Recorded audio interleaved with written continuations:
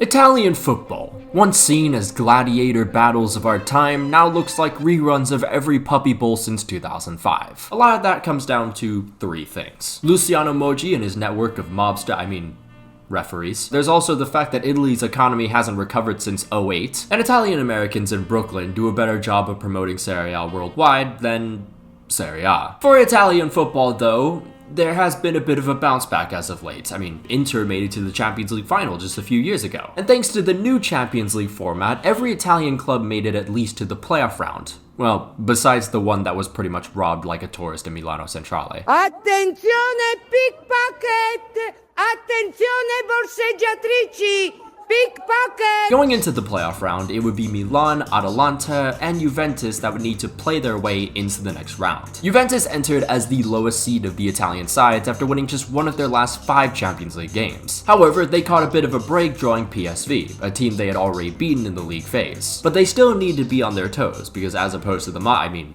old lady, PSV had won 4 of their last 5 Champions League games, including a win against Liverpool. Weston McKennie didn't seem to care about that though, and with his clap of thunder, he single-handedly brings egg prices down. Oh, son of a bitch. Oh, we're so sorry to hear about your brother that passed away. He gets 5 big booms. Boom! Boom! Into the second half, however, Juventus' defense is on passive mode, and they let 800-year-old Ivan Perisic score for PSV. Nonetheless, Francisco Conceição with a burst of pace slides the ball into danger, and eventually it finds the net through Samuel Germain Kenduelu Mbangula Shifunda. 2-1 in the 81st minute, and that's how it would end, as Juventus would go on to win this one. The cushion wasn't anything crazy, but in the second leg, Juve were trying to grow the lead on aggregate, but to no avail. Then, Juve starts seeing the worst possible outcome. PSV building a rhythm. And in a matter of just 7 minutes into the second half, they concede to Ivan Perisic again, and it's now 2-2 on aggregate. But you know what Juve has that these transportation merchants don't? Real American horsepower, as Tim Weah, with enough strength in his right to destabilize a country in the Middle East, puts Juventus back on top. But again, the Juve defense looks clueless and concede the aggregate equalizer with a little over 15 minutes to go. Then the early stages of extra time, everyone's brains just shut down, and that's probably why you should never start a defender you brought from Frosinone. Alright, listen, Italian football heads, before you come at me, I'm just saying this to piss off my friend. But Turin has officially fallen, as Juventus lose 4-3 on aggregate and are eliminated. But to be honest, that was to be expected. This team is so shit. I know you guys missed this segment. It's been a bit. I just wanted to mention this real quick. I'm only going to be able to do this when there are videos with no ads, because it would just be too much if we had that and the ad. Here's someone having a burger. I wonder what message they're trying to send here. Next, we have some glorious Indomie. I need to go to H Mart very soon. Finally, here are some absolutely beautiful looking tacos. Oh, and also here's some bonuses from the Daytona 500 watch-along stream. Now, if you'd like to have one of your photos of you watching my content with whatever food that's in front of you, all you gotta do is tag me on Twitter or Instagram. Atalanta just missed out on an automatic spot due to a draw with Barcelona on the final day. But even then, the odds were still very much in their favor. As the highest seed, they would be drawn with the lowest seed in the playoff round. In this case, Club Brugge. But with wins against Sporting and Villa, Atalanta couldn't take this lightly. And I'm afraid they did. Just 10 minutes in, a careless mistake leads to them helping someone end a goal drought. Nevertheless, Atalanta kept their heads down and found an equalizer minutes before halftime. Once the second half commenced, the Nerazzurri looked a lot more like themselves again. Unfortunately though, they wasted so many opportunities. And I guess the football gods weren't very keen of the goddess's nickname, because in the dying minutes, Atalanta are completely fucked over and they concede a game-winning penalty. That said though, this was merely just a fluke win for Brugge at home. With the return leg in Bergamo, Atalanta will easily book their ticket to the last 16. An early chance here for Club Brugge. Talbi opening up. Oh, he scored! Shackled there by Edison, but Yashani has gone on. It could be 2.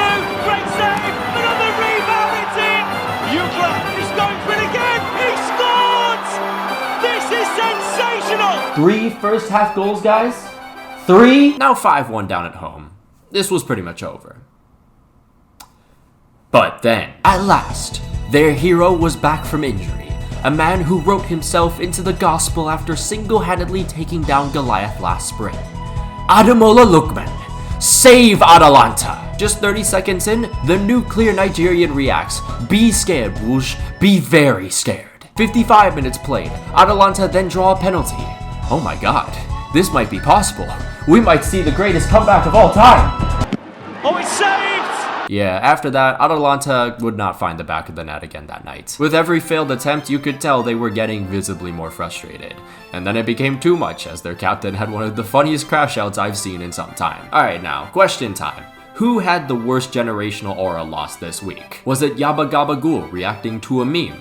Or Rafael Toloi trying to throw a ball? And just like that, Atalanta fall in one of the biggest upsets in the tournament so far. After the game, Gianpiero Gasperini didn't really hold back on some of his comments. To specifically quote him, "Lookman was not supposed to take that penalty.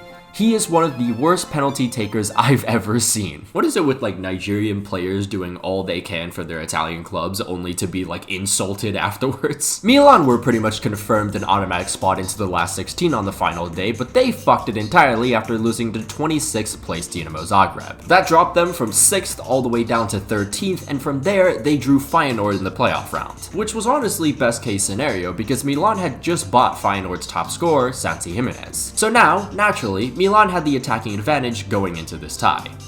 Wrong. Olive Garden looked more appealing than Milan trying to create literally anything. Just constant weak shots, Rafael Leao opting to take on 8 defenders and then losing the ball, and then you know it's really bad when Joao Felix was probably your best player. Luckily, Milan only lost this game 1-0 with the second leg at the San Siro, so their hopes were still very much alive. And don't worry, this isn't like Atalanta, just 40 seconds in, Milan score through Santi Jimenez. From there, Milan finally started acting like the better team, and throughout the rest of the first half, they overwhelmed Feyenoord's defenders. Then early in the second half, all the pressure pays off and Milan win a penalty. Hold it! Never mind, that was a dive from Theo Hernandez, and because of how shitty it was, he was given a yellow card. And this so happened to also be his second yellow, so he was now out of the game. Despite being 10 men down now, Milan were still on the front foot. But then, in the 63rd minute, Sergio Conceição, the manager of Milan, decides to replace Maga Messi with a defender, which is definitely a choice. What the fuck? Why would you... Why? You had all the momentum, even without a man. There was no reason to make those subs. By going more defensive, this just means Feyenoord have more of the ball. They're gonna be a bigger threat. Again, why? And of course, because the football gods have been finding a lot of joy in playing with the Italian souls all of a sudden, it takes just 10 minutes for Milan to concede and lose 2-1 on aggregate. Mr. President, a third plane has hit Italia. In just 2 days, the Champions League saw 3 Italian clubs be taken out by teams from the Netherlands and Belgium. And I saw this tweet from Fiago bantering about this fact, and then I saw this response from the EU ambassador for the Netherlands. You know, just some friendly banter. But it gave me an idea. I'm not having enough fun right now, so I'm gonna start beefing with random politicians. Uttar Pradesh Legislative Assembly member Praveen Patel of the Bharatiya Janata Party. You a bitch! But because of the region of Benelux, there's literally just Inter left. And we don't even know if they're safe. No. I like talking about Italian football from time to time, and I wanted to stray away from Premier League football for once. It'll probably take a dip in views because of that, but oh well, I'm making like 2-3 videos a week, so does it really matter? Anyways though, of course, a massive shout out to all our members, including Janos Balas, Luke RBB, Aresan, Brazilian Fury, Jeremiah Owusu Ajamang, Django, Anasir Makalankam, Alex Rod, Ulta, Miguel Munoz, Return Fire, Rory Burns, Slider Kid, Takuoka Fan, The Cypriot 35, Not Windows 95 Man, Kentra Agatra, St. Terrence, Sylvia Citrus, Wise Orange, Raster Enthusiast, Cocosaurus Rex, Samu, Cheesebait, Winter Gel, and for Dust Stuff, Finn Likes Rugby More, Davox, The Portergeiser, TPSK25, Fuller Protos, Van Fan, Lucien Von Kreuz, Gezeger Special Cubics, Monotango Fey, A Ghostly Owl, Coney Wolves, Leakstab, Matanai, Sketchy Card, KM89, Apollo, Congo Jazz 1, German Sayu 7th, Thrilling 80 T13, Los Milos, The FedEx Dude, Freya, Vasino, Fuxi, Mad for Ama Diallo, Kev C, Dominic Griffin, Kyler Krez, Mohammed Altanib, Nish, Patrick Barley, Rashford God 5, Raspberry Ale, and Unbroken Persona. If you'd like to become a member on the channel, there'll be a link down below and up in the annotations. You can follow me on Twitter if you want, follow my Instagram if you like, follow my Twitch, we'll be doing some streams probably like every other week or so, now that I, have a little bit of a schedule going on. But until then, I'll see you guys.